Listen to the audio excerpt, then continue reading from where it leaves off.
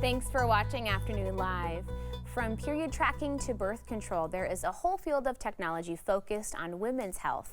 Here to tell us more about FemTech, we welcome back therapist Kayna Cassard. It's nice to see you. Yeah, you too. Great to be here again. Tell me about what this world of FemTech encompasses. Maybe we haven't heard that term before, but we recognize some of the parts of it. Yeah, so FemTech is short for feminine technology, and it is a sector of healthcare that is really creating innovative women's and sexual reproductive health solutions.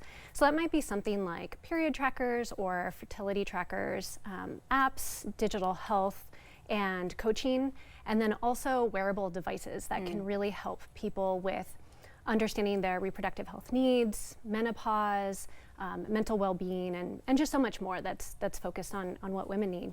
And it seems like this field is just growing so rapidly, right? There's always new innovations coming out. Yeah, they're expected to be valued at like 100 billion by 2030. So just in like 5 years, it's going to grow so much. Which is super exciting, and hopefully all of those advancements will help us in our healthcare journeys. But maybe part of the reason that we're moving so quickly is we've got some ground to make up for, right? A lot of women's health issues have been overlooked for a long time. Yeah, the funding and the research has been really male-centered, and so a lot of conditions like endometriosis, chronic pelvic pain, menopause, they've been underserved, under-resourced, and it really is an important space for the technology to come in and really escalate what is available. There are a lot of women on this earth, and we need, you know, our healthcare needs met just the same too. Yeah. Okay, talk about some of the things that kind of make up this space, like telehealth and AI-driven things that are kind of changing the way that we even experience healthcare sometimes. Yeah, so telehealth is making it really accessible for people to access specialists who maybe, like, if they live in rural communities, are not able to get to the larger cities where a lot of specialists are.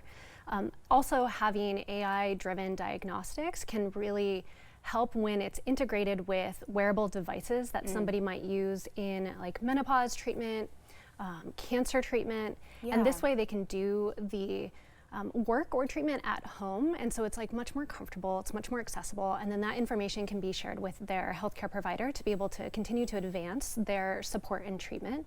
And so that's been a huge contribution to what is really needed, and I'm really excited to continue to see where it's going. It is super exciting, and when you kind of think about those pinpoints of there are lots of different stages in your healthcare journey, and there's things that are kind of meeting us where we're at, because things are changing all the time. Yeah, and I think helping people know and understand that FemTech is out there and what it encompasses, like telehealth, like digital coaching platforms. I get a lot of people who reach out for sex therapy or couples therapy, and because that's what their doctors told them they needed, or that's what they're just kind of aware of. But sometimes they don't need necessarily the long-term invested psychotherapy model, which is like weekly therapy sessions. It's very, can be very expensive if insurance doesn't cover it. And so informing and educating them that sometimes just a little bit of sexual health knowledge can go a really long way of learning about their bodies, learning about what happens in their brains and their minds and their bodies with their partners potentially, and just having that education and few like research or evidence-based techniques that can help shift their understanding of what's happening and try something new and different. Doesn't necessarily need the long-term investment that people typically think that they need for like therapy. Just kind of unlocking the door to a new world of information that's out there and accessible for them, but they need maybe help kind of finding their way in that direction. Yeah.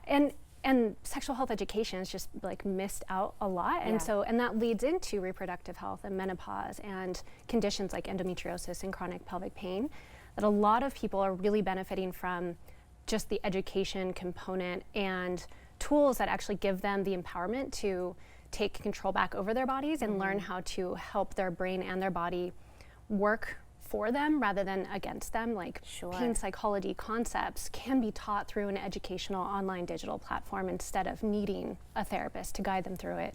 Are there things that make people nervous or barriers to them accessing this thing? Like technology entering this sphere can be kind of scary for some people. Yeah, it's especially with like hacking and breaches. This is a lot of sensitive information, and especially with the recent laws and things that have gone into place that might make people feel a little uncomfortable. So that is something that's really important for consumers to be conscious of.